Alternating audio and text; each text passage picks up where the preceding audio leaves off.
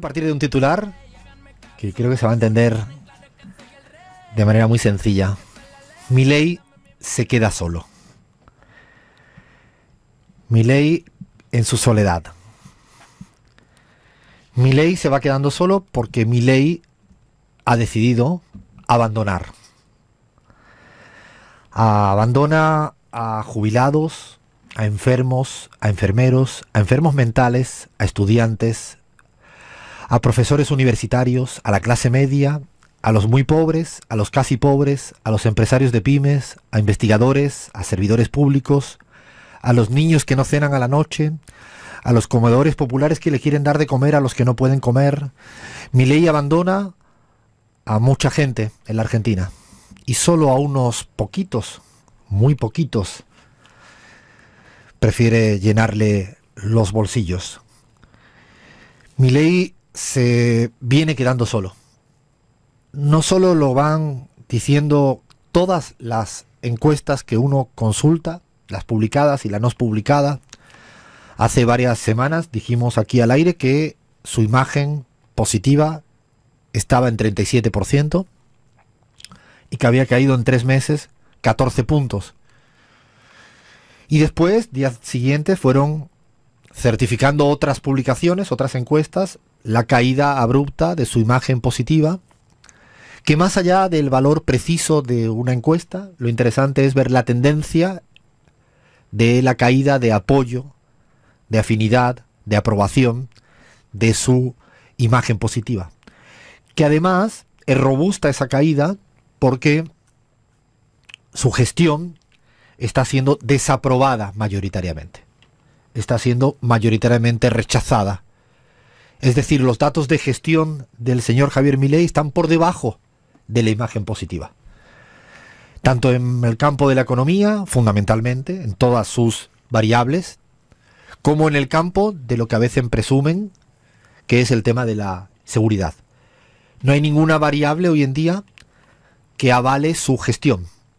Seguramente su núcleo duro, al que le habló en el último gran meeting en el Parque Lezama en Buenos Aires, con su espacio político, están más cohesionados por el odio hacia la otra identidad política que por la aprobación al señor Javier Milei. Ha decidido abandonar absolutamente todo.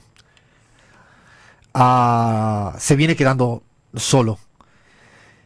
Y una muestra de cómo un presidente puede comenzar un proceso de abandono es si escuchamos la retahíla de palabras textuales que un presidente puede llegar a decir en una hora en una locución pública. Lean, a ver si eres capaz de decirlas de seguido sin asfixiarte y sin ponerte más triste de lo que nos ponemos cuando hablamos de este tipo de improperios. Casta putrefacta política, micrófonos ensobrados, pedazo de soretes, periodistas corruptos ensobrados, hijo de delincuentes, ladrones, mentirosos, cucas, manga de delincuentes, ladrones mentirosos, esperpento con micrófono, traidores, micrófonos ensobrados o cobardes, impresentables, degenerados fiscales, chorros, econochantas, mandriles, corrupta de los guardapolvos, hipócritas empobrecedores leales, ladrona.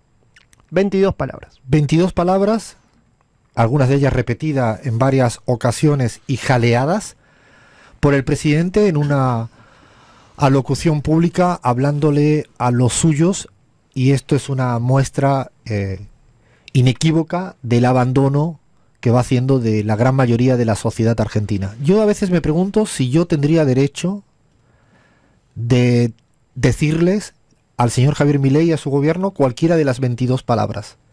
¿Podría yo decirle estas palabras al señor Javier Milei en público? No lo voy a hacer. No me apetece. Prefiero discutir de ideas, de los problemas de la gente, y no entrar en una espiral, en un bucle de adjetivarlo, descalificarlo, entrar en su matriz de insultos. No lo voy a hacer porque no me sale, no me late. No es el espíritu democrático cuando uno discute de ideas con respecto a un ser humano que, no sé, di cualquiera de las que dices ahí, Leán. Mandriles, econochantas. Soretes. chorros, chorros, degenerados fiscales, hijos de puta. ¿Por qué dijo hijos de puta? cucas, mentirosos, delincuentes. Eso lo hace públicamente y eso yo tengo una hipótesis. Y es que la comunicación que trajo a Javier Milei hasta aquí es la comunicación que va a sacar a Javier Milei de aquí. Su misma comunicación, esa comunicación protesta, contestataria, contra todo, que hizo durante años y que provocó o le permitió ser el hijo del caos y el que en un momento determinado, en una cita electoral, la mayoría en segunda vuelta, recordamos, en primera vuelta no quedó primero, en segunda vuelta se aglutinara el voto en torno a él por este tipo de comunicación agresiva, insultante, descalificadora, poco respetuosa, y le llevó hasta acá, insisto, en un momento de alto desorden de la política argentina, en un alto grado de crisis de representatividad de la clase política argentina. Yo tengo la hipótesis de que esta misma comunicación, cuando eres gobierno, te puede arrastrar de aquí, te puede terminar de perder tu confianza y tu credibilidad. Porque la comunicación agresiva, rebelde, contestataria, cuando eres gobierno, solo es útil si resuelves problemas. O sea, la comunicación de esta índole, de estas cataratas de insultos, puede llegar a ser útil siempre y cuando haya una base material de gestión que resuelva los problemas. Dicho de otro modo, con un litro de leche por encima de 1.500 pesos, por encima del precio de un litro de leche en Madrid o en París o en Nueva York, es difícil que este tipo de comunicación siente bien a la ciudadanía. Por eso creo que la comunicación agresiva es un arma de doble filo, es un boomerang que te puede ayudar a llegar hasta ser presidente, no será el primero ni el único que lo ha logrado, pero también te puede hacer que se vaya usted por donde vino. Pues la ciudadanía no quiere esta comunicación cuando no puede acceder a un precio digno del litro de leche. Yo sostengo una segunda hipótesis derivada de la primera, que hoy en día, en la Argentina, el antimileísmo es la primera identidad política de la Argentina. Recuerdo allá por el 2018 que en algunos de los análisis que hicimos como CELAG, nosotros se discutía mucho del kirchnerismo, el peronismo, la alternativa al macrismo, ¿no? Y recuerdo que uno de los hallazgos en nuestras investigaciones era que la principal identidad política ya por el 18-19 era el antimacrismo. Por encima del kirchnerismo, por encima del peronismo, obviamente muy por encima del radicalismo y de otras identidades políticas más marginales. Dicho de otro modo, cuando el señor Macri con su gestión hizo mierda a la Argentina, la ciudadanía se empezó a tener un grado de adhesión a esa identidad política que era el antimacrismo. Fue la principal, lo medíamos, lo analizábamos. Y de hecho el frente de todos en ese momento obedecía a ese cordón umbilical, al antimacrismo. Era difícil a veces la gran heterogeneidad que había al interior del frente de todos por aquel momento.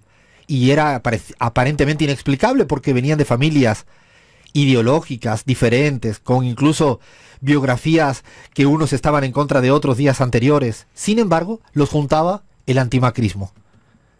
Esa plataforma político-electoral fue útil para ganar las elecciones y para frenar al macrismo. El problema fue que el día después no se trabajó para superar el antimacrismo y construir una cohesión en positiva.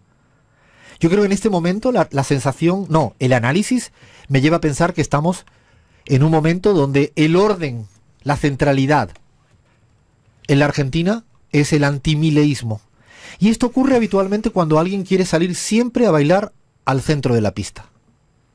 Yo soy muy mal, bailo muy mal. Si yo saliera en una pista a bailar y me pusiera en el centro, estoy convencido que todo el mundo me podría ver muy bien lo mal que bailo. Y rápidamente me abuchearían. Si me escondo en una esquinita de la pista, probablemente pase desapercibido, inadvertido. Ponerse en el centro de la pista siempre tiene sus riesgos. Cuando el señor Andrés Manuel López Obrador se puso en la centralidad política de México, tenía el riesgo de que se le vieran todos los defectos.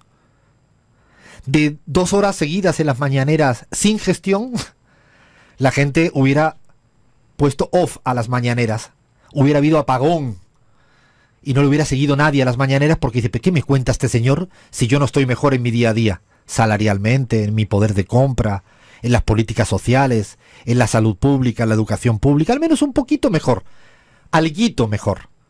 Si Evo Morales después de tanto tiempo, desde que empezó a gobernar, estando en la centralidad política de Bolivia, no hubiera gestionado mejor, seguramente hubiera sido rechazado muy pronto. Yo creo que Javier Milei se cree que estar en la centralidad de la política es per se positivo. Y es que depende. Todo depende. Y es que uno puede estar en la centralidad de la política y ser abucheado si no resuelve los problemas cotidianos. Aunque haga triple pirueta mortal con tirabuzón y medio en su relato y en su comunicación, sea con insultos o sea con cifras que nadie las entiende, por falta de rigor y por necesidad de seguir generando caos. Nadie le cree la cifra que plantea respecto al tema de pobreza heredada, nadie lo ha explicado con rigor científico, de por qué su cifra de pobreza es mejor, contrafactualmente con una pobreza que nadie sabe de dónde sale, si él no hubiera estado, lo mismo con la inflación, y bla, bla, bla. Por lo tanto, el antimileísmo como identidad política hay que empezar a entenderlo, y esto también creo que es una suerte de variable que debe de considerar la oposición hoy en día. La marcha universitaria de esta semana es el resultado, un primer paso del antimileísmo, concretado en el tema de la educación universitaria pública. Fíjense que empezamos a detectar muestras que, claro, si tú intentas entender por qué cierto grado el radicalismo, un sector del PRO, un sector del peronismo, el kirchnerismo, la izquierda, se juntan todos a marchar, dice, ¿cómo lo explica tú en este desorden, caos político? ¿Cómo lo explica? Lo explica el antimileísmo. Esta es el nuevo orden que está fraguando. El señor Javier Milei, que quiere disfrutar del caos, él mismo está constituyendo un nuevo orden político en su contra. Por eso es difícil entenderlo bajo las viejas reglas, bajo el viejo paradigma de hace muy poquito, de por qué el señor del radicalismo Lustó está al lado del señor Tetaz y al señor diputado del PRO más larretista y el señor o la señora de la izquierda y el de y el de kirchnerismo al interior incluso, y por qué Massa y por qué tanta gente está saliendo a decir basta en temas de jubilación, en temas de educación, y van a seguir apareciendo temas, porque los temas son los propios de gestionar el día a día. Estos son un montón de temas.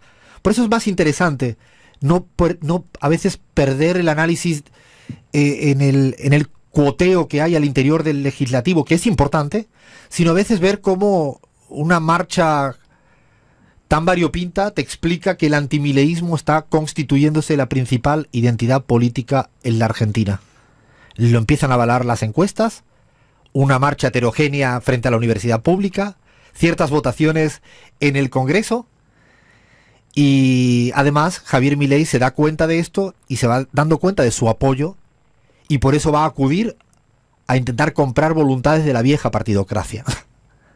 Él quiere sustituir la baja imagen acudiendo a las herramientas tradicionales de mercantilizar su apoyo de ciertas partidocracias. Creo que estamos en un momento nuevo, en este momento nuevo, valga la redundancia. Es un punto de inflexión al interior de un punto de inflexión. Estamos en un momento político interesante en la Argentina y que Javier Milei además tiene que resolver un montón de cosas todavía. ¿Va a devaluar o no va a devaluar? ¿Se va a endeudar más al exterior? ¿Qué hará si el tema del oro que ha sacado afuera acaba siendo intentado embargar por fondos buitres? ¿Lo aceptará o no lo aceptará? ¿Qué va a hacer con los temas de electricidad y energía cuando vengan ahora los apagones de final de año? ¿Con quién se va a poner? Son muchos temas en los cuales veremos si sigue aglutinándose el antimileísmo. Yo creo que estamos en ese interrogante. Vaya, quería decir algo. No, me quedé con estas palabras y este discurso del fin de semana pasado. Es un comportamiento bastante infantil de una persona que en vez de hacerse cargo, ¿no? Que el típico cuando sabe que se está equivocando, se enoja, en lugar de hacerse responsable de las decisiones que tiene que tomar. Y justamente me parece que es fundamental el tema del ordenador que vos planteás, porque él apela y sigue apelando, como lo venimos planteando acá, en una confusión muy grande. Recordemos que también su militancia, digamos, en esto discursivo, que no es menor, viene cantando que se vayan todos en una gestión que está en el gobierno. Entonces, apelar a la confusión total puede generar estas cuestiones, y el ordenador anti-Milei me parece que es una salida y una respuesta y un posible horizonte para ordenar un panorama que viene muy complicado, ¿no? Y de hecho, ella dice algo que es añadido a esta fase acelerada de su quedarse a solas. Y es que cuando yo llego a mi casa y después de 9 meses sigue habiendo una gotera, y yo no resuelvo la gotera que hay en mi casa y le echo la culpa al anterior inquilino, yo estoy convencido de que quien viviera conmigo, quien vive conmigo, me diría: Alfredo, para y resolver la gotera, o llamemos a alguien que resuelva la gotera. Pero déjate de decirle al anterior, que pasó 10 meses, que por culpa de él no tenemos la gotera. Si no sabe resolver la gotera porque el anterior tenía responsabilidades en las goteras actuales, no tengo la menor duda, entonces eres un inútil o un incapaz, un inútil en el sentido estricto del término, porque no tienes capacidad para resolver un problema. Sí, Alfredo, yo creo que a partir del acto de Lezama, Milei y Karina Milei quieren construir un movimiento popular, ¿no? Un liberalismo popular. El problema es que, como bien vos señalabas, si no hay mejoras concretas a nivel material, ese movimiento popular se empieza a traducir en una minoría intensa. En realidad, una minoría intensa en lo discursivo, que da una batalla cultural, pero que no tiene resultados objetivos para mostrar y para, digamos, para constituir finalmente ese movimiento popular, porque hasta ahora no los está teniendo. Y ahí no puedo dejar de pensar en que si realmente Milei está pensando en un proyecto político de poder, o si realmente, en realidad, lo que está constituyendo es un proyecto de señalamiento y oposición a no sé qué, porque ya hoy por hoy él está en el gobierno, pero tiendo a pensar que el mileísmo hoy por hoy sigue siendo un proyecto de señalamiento y oposición más que un proyecto de poder. Fíjate, Lean, que yo recuerdo la película Birdman, no sé si la vieron, cuando al final nunca el personaje que hizo Birdman pudo salir de su propio personaje. Y entonces él iba por las calles y la gente le seguía viendo como aquel personaje Birdman. Yo creo que Javier Milei en muchos momentos se lo empieza a comer su personaje. Por eso pienso que no se da cuenta que el contexto cambió, como tú bien decías, Lean, de que hoy en día puede protestar contra un ejecutivo que es él. Pregunto, ¿tiene sentido que siga volviendo al pasado de problemas del presente?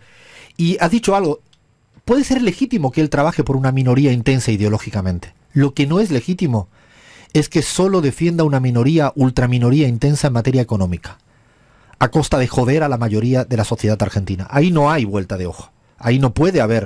O sea, uno puede llegar a entender que vaya a quedarse con esa minoría intensa, que es lo que pareciera que está pasando. Inclusive hay que estudiar bien si el apoyo de ese 37% que hoy en día tiene, ¿son los que le apoyaron a él en primera vuelta? ¿O son los que apoyaron a Bullrich en primera vuelta? Son los que siempre estuvieron en contra de... y ese es un tema, yo creo que habrá una amalgama, seguramente, un poco y un poco, ¿no? Gaby, desde cierta distancia, ¿cómo analizas lo que pasa en la Argentina en esto que nosotros sostenemos como el antimileísmo en este momento? Bueno, yo creo que la construcción de ese antimileísmo también se da, como tú decías, por los no resultados en términos de solucionar los problemas de la gente. Pero le sumaría algo más, Alfredo. En las políticas que destruyen conquistas históricas del pueblo argentino, en los que hay un acuerdo mayoritario, histórico, educación pública, salud pública de calidad. Y entonces cuando este señor no solo no resuelve la inflación que tiene que soportar la gente todos los días, sino que además en el camino va destruyendo algo que todos y todas las argentinas, o la gran mayoría, siente como con orgullo, digamos, puede tener sus críticas a la educación pública, a las universidades públicas, pero jamás pondría en cuestión que esto tenga que privatizarse o que esto tenga que destruirse. Entonces yo le sumaría esa otra gran temática que puede ir alimentando de manera mayoritaria el antimileísmo.